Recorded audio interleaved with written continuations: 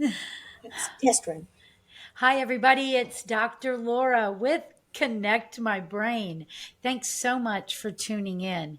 We have been working through many of the typical childhood diagnoses that we see today, like attention deficit, dyslexia, autism, PANDAS, all these things that are really impacting our children. So when we look at this and say our child has something going on, we can have a traditional approach, and then there's also non-traditional approaches. And so we want to consider always what's in the best interest of the patient. But more and more parents are realizing that they either need to blend the two, traditional and non-traditional, or they've tried many things for a very long time and they're not getting to where they want to be with their child, and they may go directly with non-traditional. So today what I've done is I'm bringing an incredible warrior mom, is the way I like to talk about her. She has a 5-year-old daughter, and they have really been on a journey. Now, think about it. She's only 5. She hasn't even been here that long. And the events that they've had to go through are quite horrific. So, Elaine Jordan has joined us today, and we're so glad that you're here. Thank you so much for coming and talking with us today. Thank you for having me. Yes. So, I'm going to give her the platform, and she's going to tell us their story. Yeah, so Lyla had a pretty normal birth, was healthy except for some jaundice. She met all her milestones as a baby. And then right before her first birthday, she got in a strep cycle with her brother. And it kind of went misdiagnosed as a stomach bug for a while.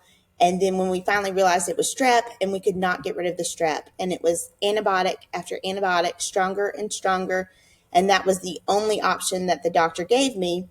And I just knew that the antibiotics were just wiping out her tummy, and but I didn't know what else to do. And one of my friends put me in touch with a holistic nurse, and she actually gave us some supplements from Germany to help us get rid of the strep and try to rebuild her gut some. And then she also helped me with because Lyla, her birthday was coming up and she was due for vaccines, and so she helped me with a little detox, like a very small detox, and advised me to do shots one at a time. Because where I live, we live in Columbus, so there really wasn't a provider who let you do an alternative schedule. You kind of had to go, or you got kicked out of the practice. So, but she did help me with that. And I kind of felt like everything was good. We had words, still meeting milestones. Well, then that next spring is when COVID hit. And so then, and then we had our 2-year-old shots. And then we started to have some regression, but we honestly thought that it was more of the quarantine COVID. She wasn't around kids. She was out of preschool. So she really wasn't having, that social interaction. The screen time was increased during COVID, I'm sure, like everybody. So we felt like COVID really had a lot to do with it. So at that point, I started asking for speech therapy, and I got denied because the pediatrician said that it should she has an older brother, so he's probably talking for her, which he wasn't. So they would not do speech therapy until she would not even get an evaluation until she was 2.5. And every visit I asked for it, and I was denied, saying, it'll just click. It'll just click. You're just worried for nothing. It'll Wow. just click.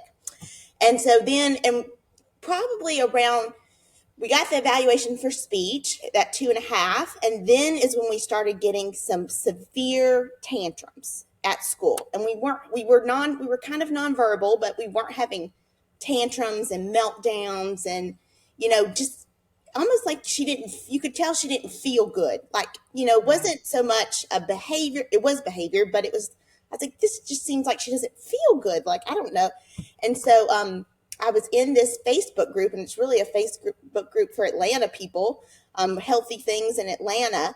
And I asked, does anyone have a recommendation for a child, for someone more on the natural end, for a child to see?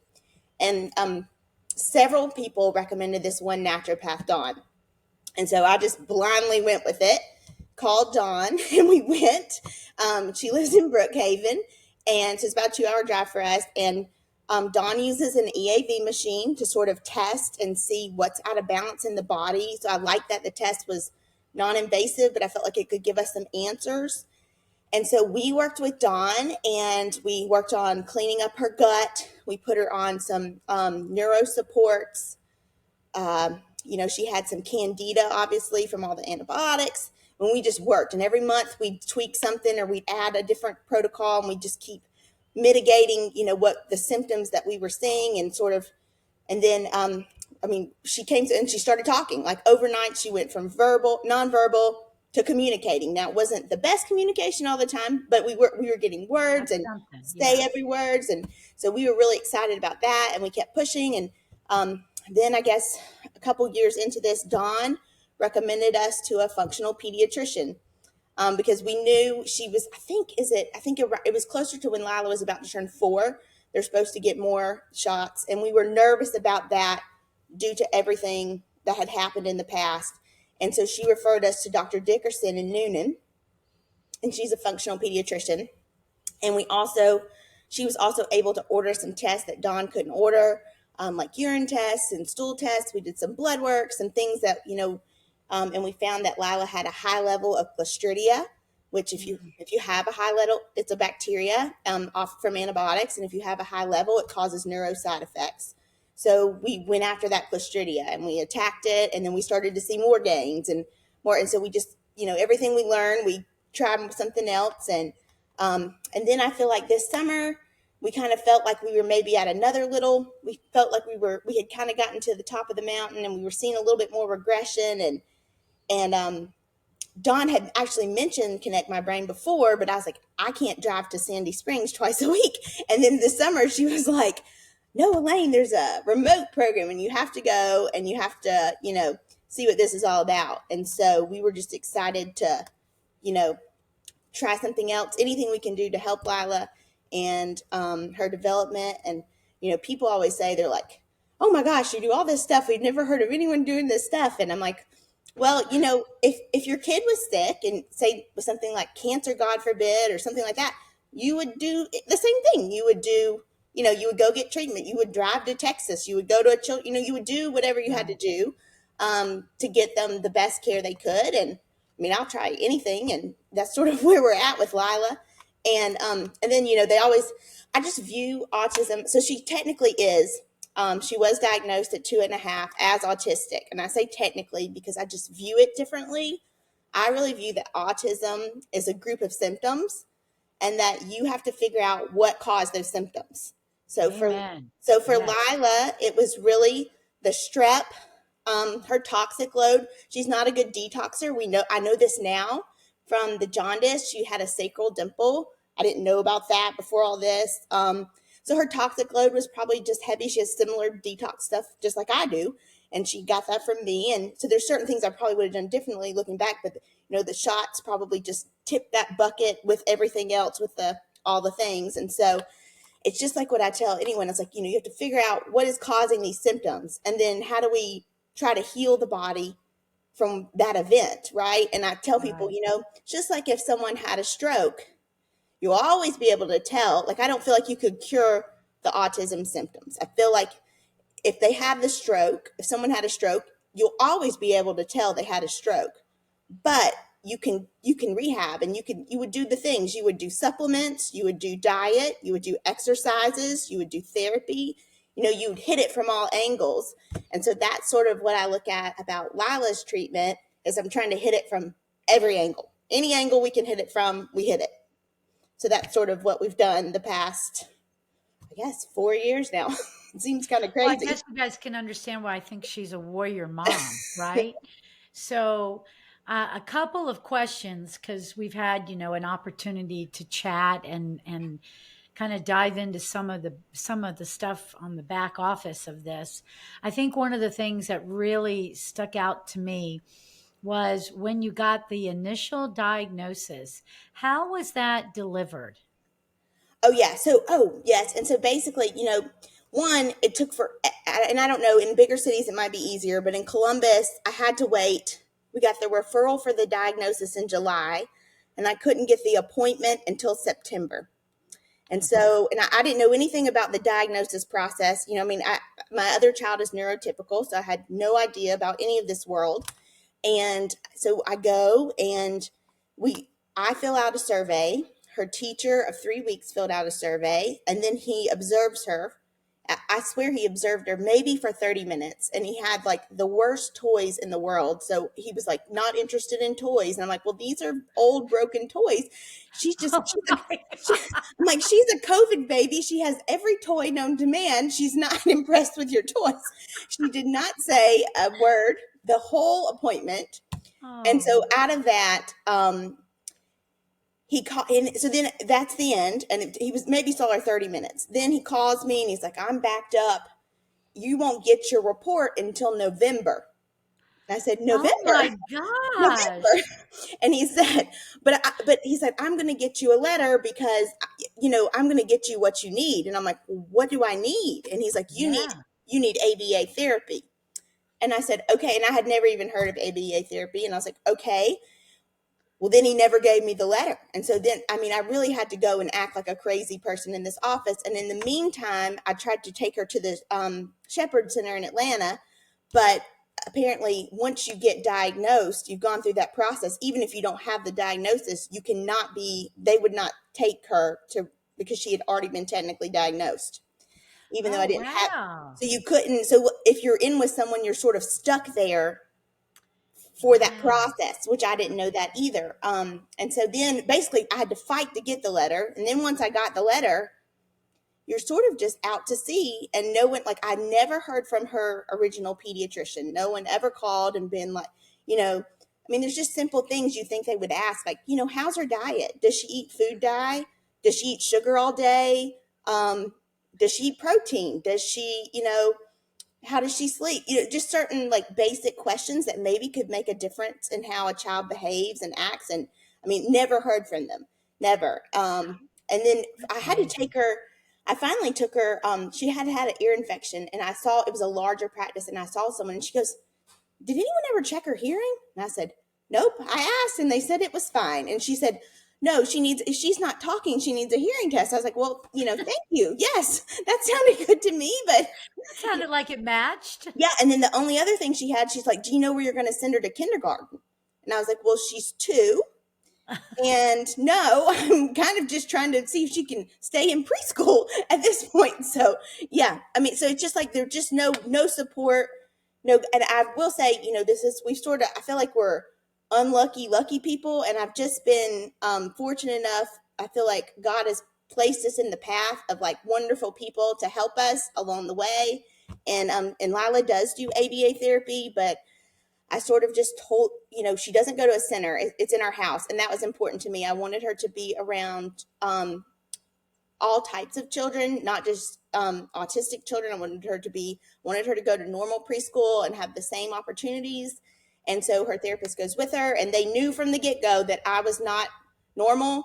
And I was like, here's all of her supplements. And yeah, I think at first maybe they thought I was a little crazy because they said no other parent has ever, you know, we've never seen anything like this. And I was like, well, just trust me. We're just going to go with it because, and they can tell you, if something is off with her.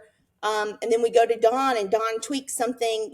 Dawn uses a lot of homeopathics. We use a lot of whole food vitamins, different natural supplements, things like that.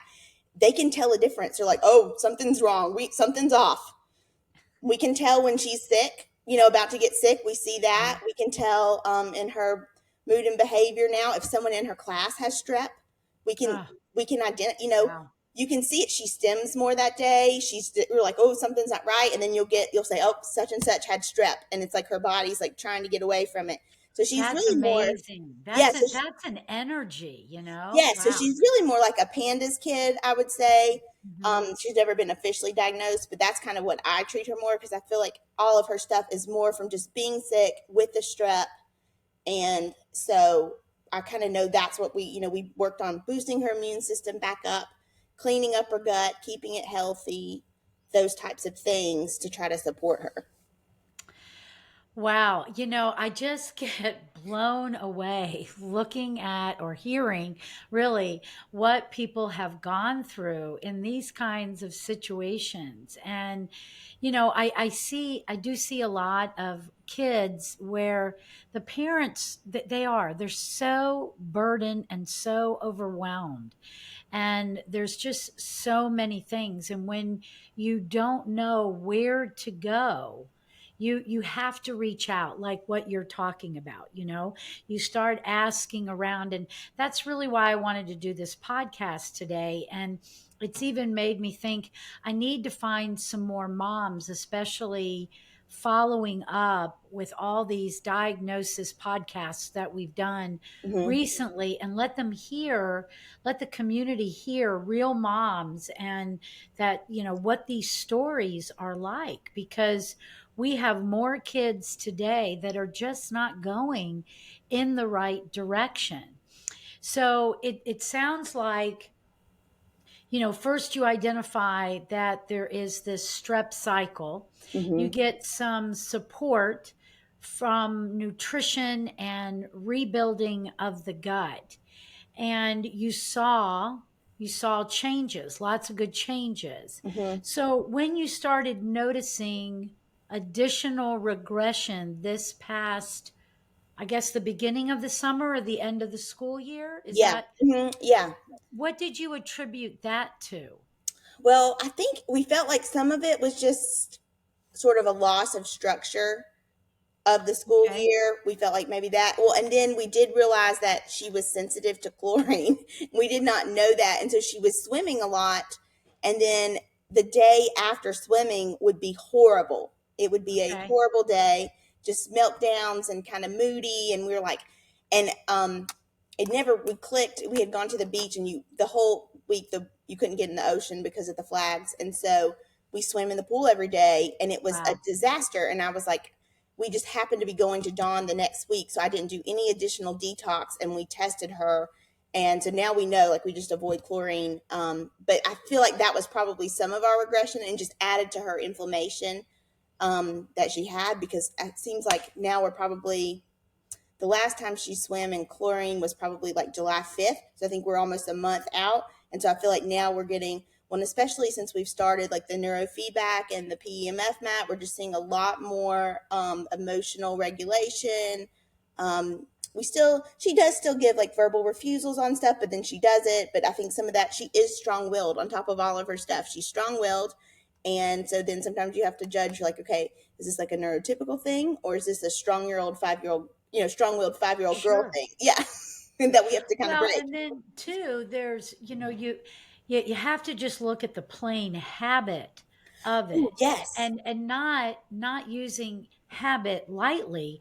The human body So, yeah, knows it's like a how reflex. to habituate, when it gets its little routine and its responses. So then you and I come together, Hmm. and we had, it was an event to try to get the Yes. brain map, Yes. but your ABA therapist was here, Hmm. and you two work so well together. And you had your little heart stickers and things like that, Oh, and we yeah. could All keep the tricks.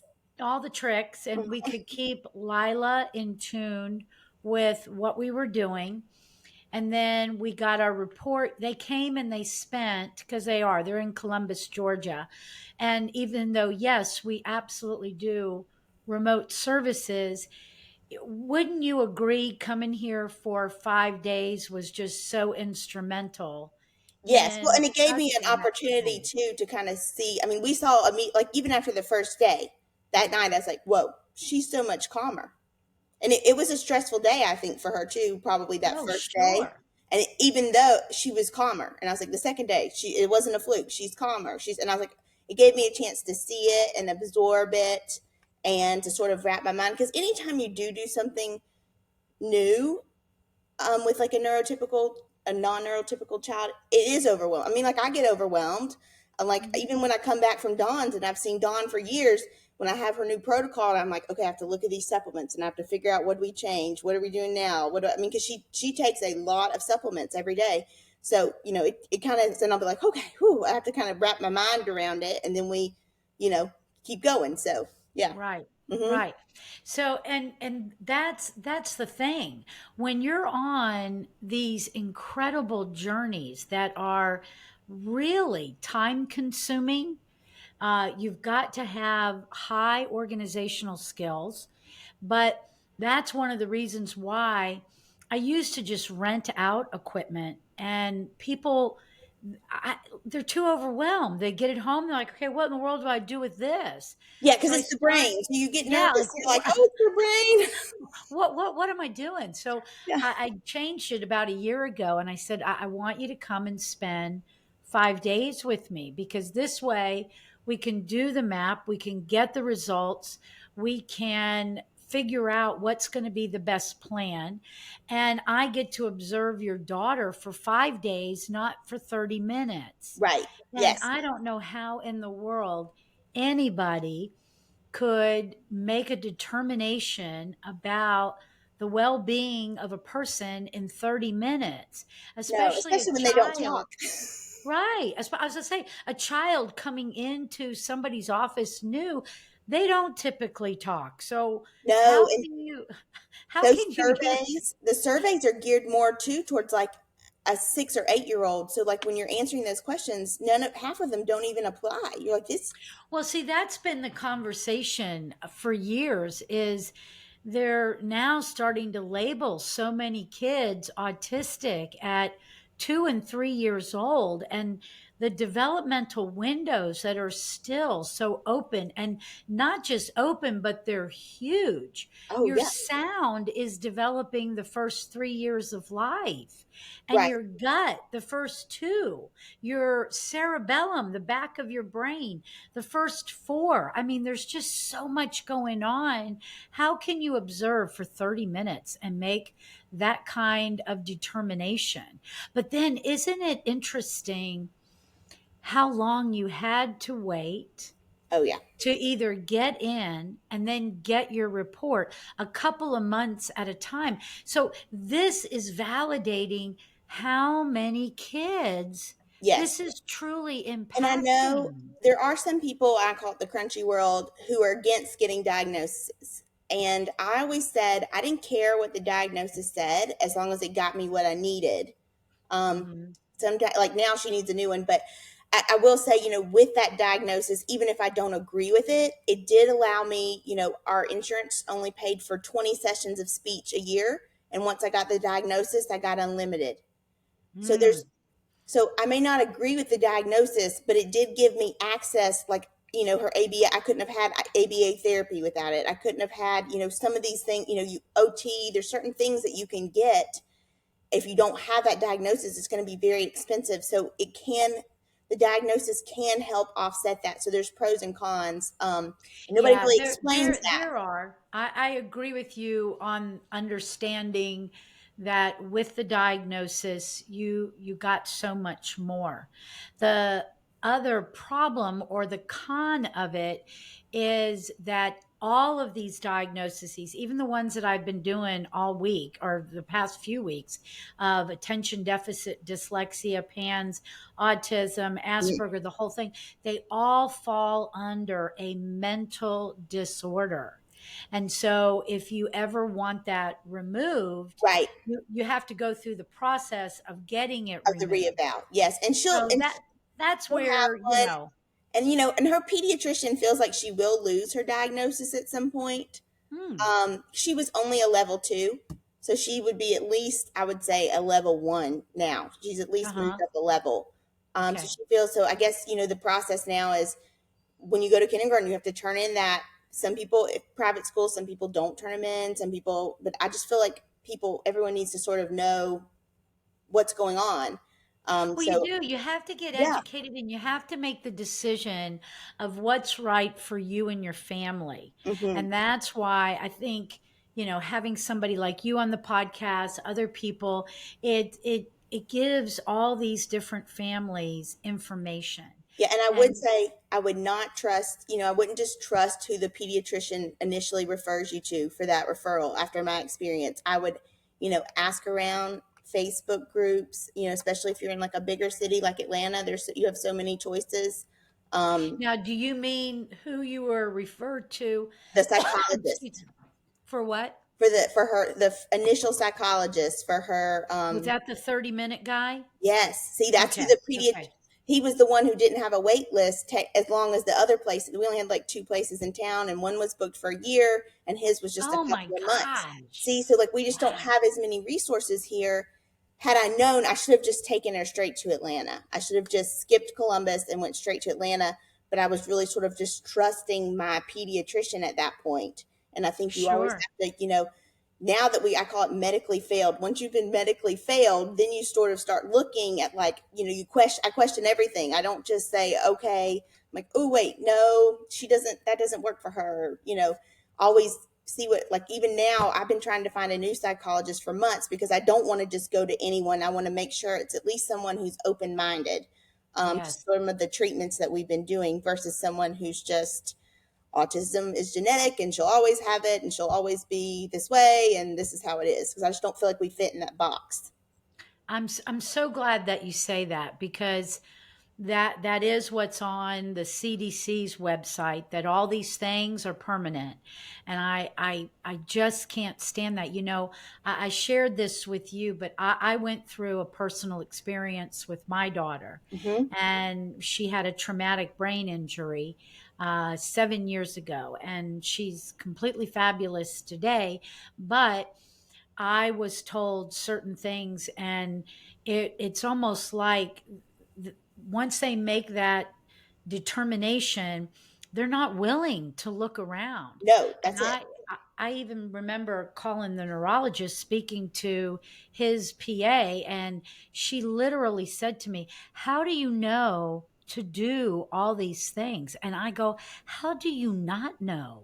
Right, what can it hurt? That's what I love. I'm like, as long as it's not Right. hurting, let's try it. I've always sort of been, Let's and I'm see. a fixer by nature. Like I have to do something. Me Like there's, too. I Me gotta too. fix it somehow, some way. I gotta throw something at it. It may not work, but we're gonna try it. So Well, and I love that flexibility about you, is that you are willing to try. So let's share with everybody. You come up here to Atlanta, you spend 5 days with me.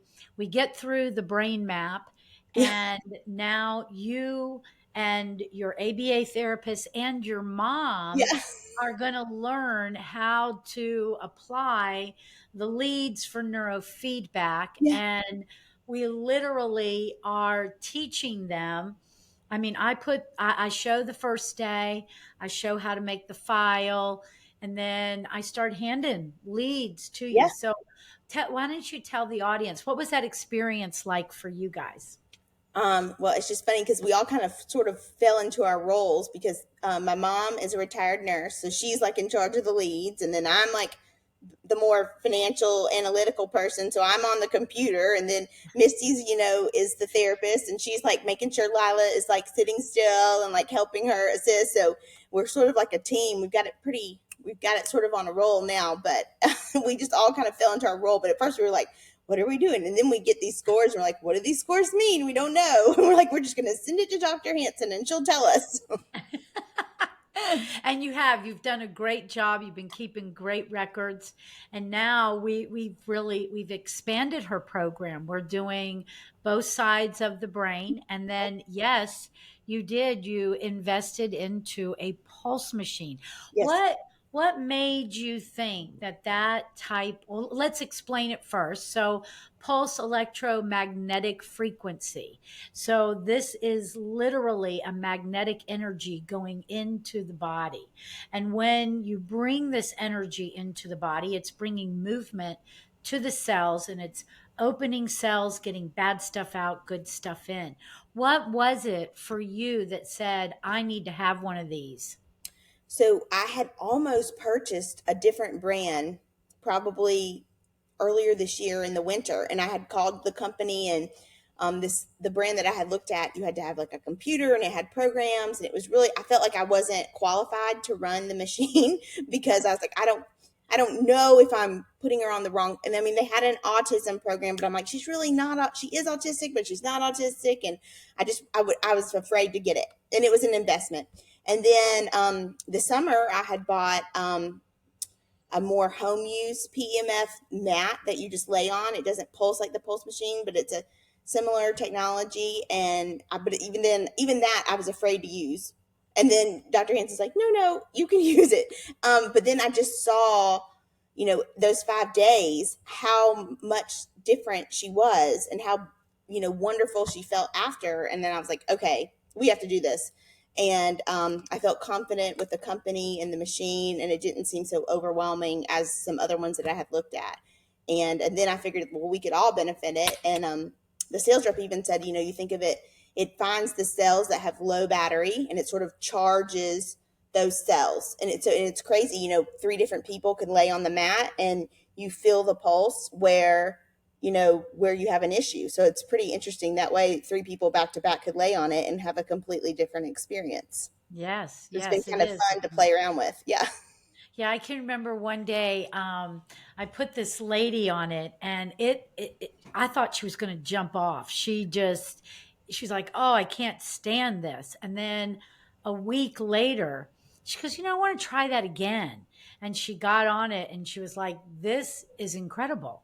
And that, it's even the timing. Somebody could just be incredibly stressed out, and even that little bit of energy influence can be too much sometimes, Yeah. Yeah. So you're allowed to meet people where they are. You can change frequency on it, Hmm. and then you can do a little time, you can do a lot of time, but it really does improve the overall energy and balance of the cells of the body. And I use it a lot, especially with my kids here at the office that have a lot of emotional dysregulation. And when they lay on it for even 15, 20 minutes, they just totally calm down. It's Hmm. very grounding to their system. Yeah. So now you have all this at home. Yep. You're renting a neurofeedback system. Hmm. You've created like a little similar setup to what we have here at the office. And I think it's been what, three Probably weeks about now? 3 weeks. Yeah. Yeah. So from the time that you got home to the time to now, what kind of changes have you seen? What would you encourage other families to think about with maybe adding some other things to their plan in order to get their child moving in a different direction? Well, she's just so much more, and I feel like our ups and downs are not.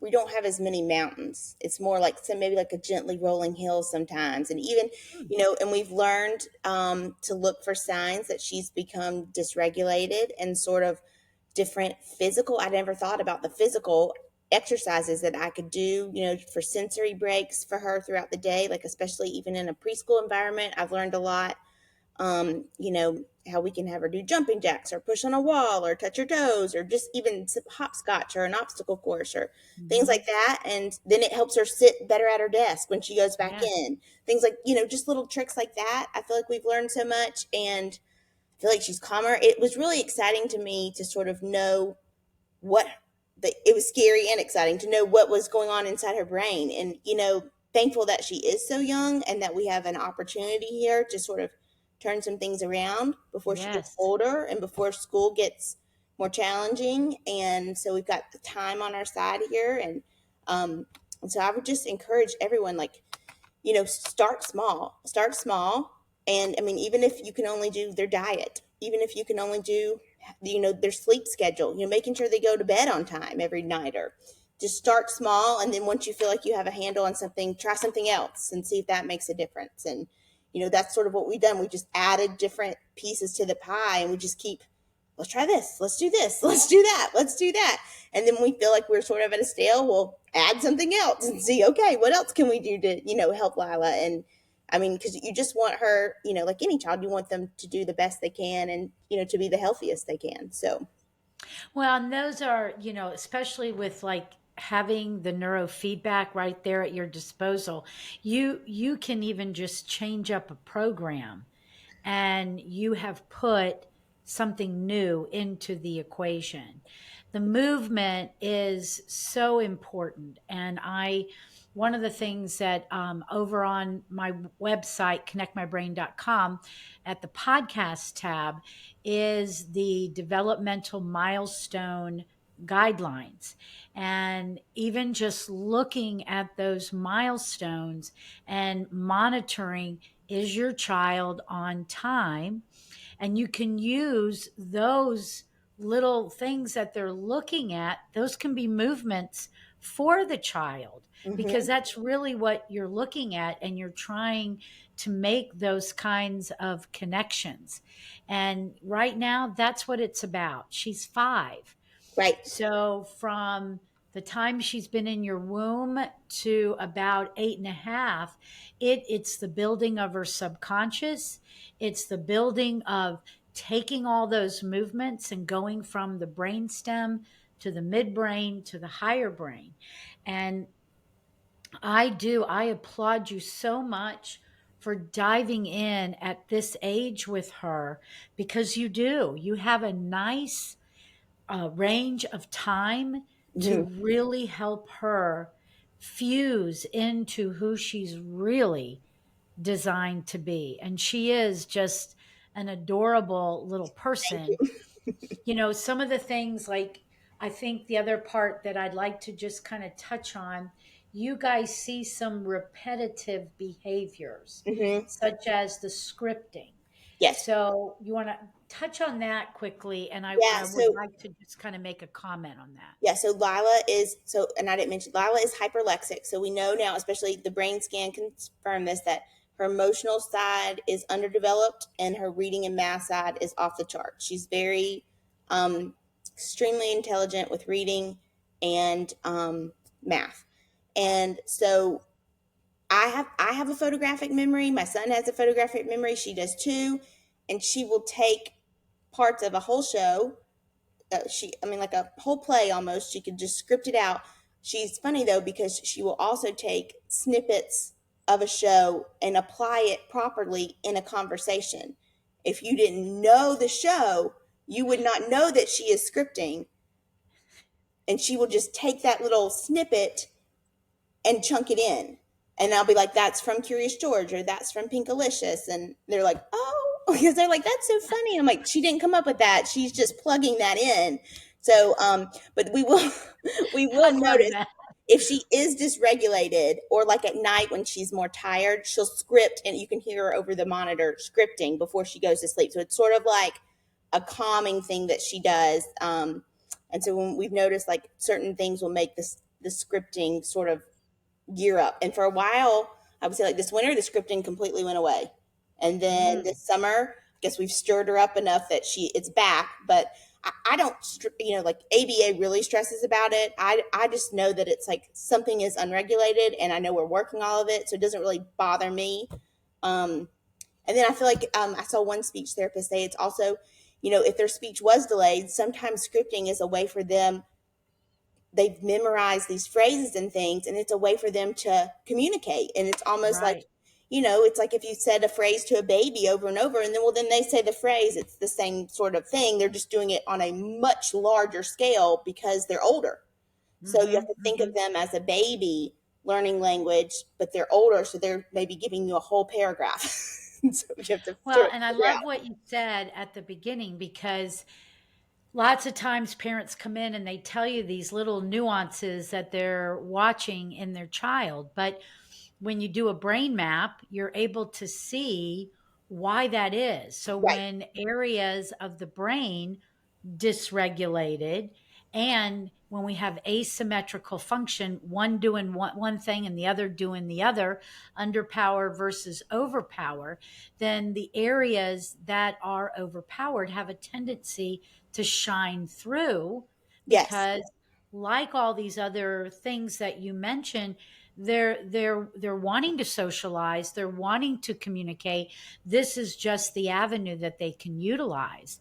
When you combine it with everything that you're doing and you pull that movement piece in there, now we have the highest opportunity, not only with neurofeedback, but also with the movement, to allow that child to come into who they're supposed to be.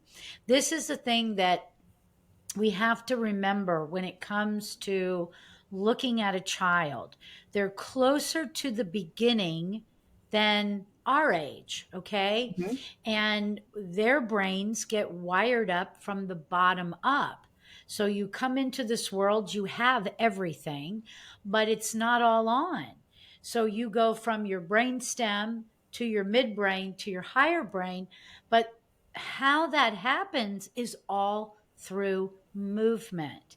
Yeah. So even when I have a child that may show a higher function like math and numbers, but they can't do a jumping jack, Yeah. well, that doesn't match, right? Right. So this was an area that came up a lot in like the gifted programs. So many kids being called gifted, but then I'd look at them and I go, take your shoes and socks They off, can't do it. and literally their feet are rolling into the ground.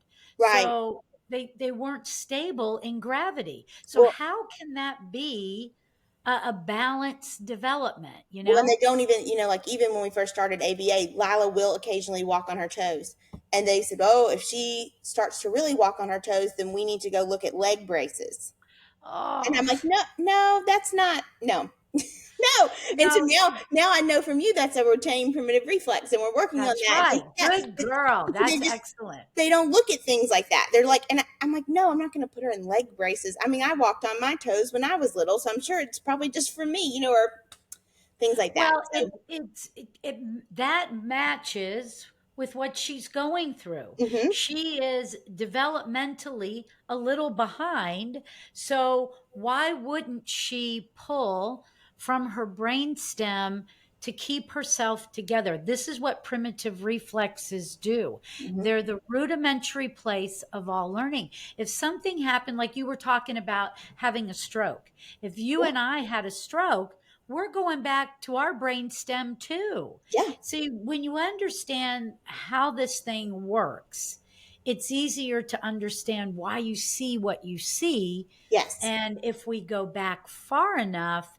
and we tweak it, then it has the greatest opportunity to move forward. And I think that's when you realize you have to sort of step away. You still need traditional medicine. Sometimes you need a prescription, sometimes you need surgery, things like that. But they just don't have things in their toolkit. They just weren't trained to look at the Mhm. whole picture. And to me, with a child like Lila, you can't just look at her symptoms. Like, someone might would be like, oh, she needs to be on an anti-anxiety medicine or this, or, things like that. And I'm like, well, that doesn't solve the problem. That's just, muting the symptom. So it's not fixing anything. And, that's when I think that's sort of what pulled us away, I guess, to the crunchier side, is because you have to, I just wouldn't accept that. I'm just like not going to accept that this is just how it is and she's going to be like this her whole life. I'm like, no, there's things that we can do to help her. There's things. I just have to find them. Absolutely. So, Well, and this is never about medicine bashing. no, no, This is just what's need in it. their toolkit. Yeah, They learn pharmacology. right. They learn surgical procedures. So, but I think at the end of the day, I'm so glad you came over to the crunchy side because I Yeah, guess I'm in the crunchies. yes, we love the But crunch. it, it's pulling more people together. And my hope in healthcare is that we can have anybody in the mix that we need, Yes, as long as we keep the patient in the middle and all of us work together for the benefit of that person, whether it's yes. an adult or a child. You need a And team. that's just something I've always believed in, that we need this as an approach, a solid approach. And we still have so much arguing going on out there. I mean, over in the PANDAS podcast, I talked a lot about what happened in the background of that particular diagnosis. And it, again, not trying to be mean or anything like that, but the neurologists got upset because they were saying an infection couldn't cause a motor tic, and the psychiatrist was getting upset saying an infection couldn't cause obsessive compulsive behaviors. And meanwhile, you got a kid with strep that is absolutely demonstrating odd behaviors and motor tics.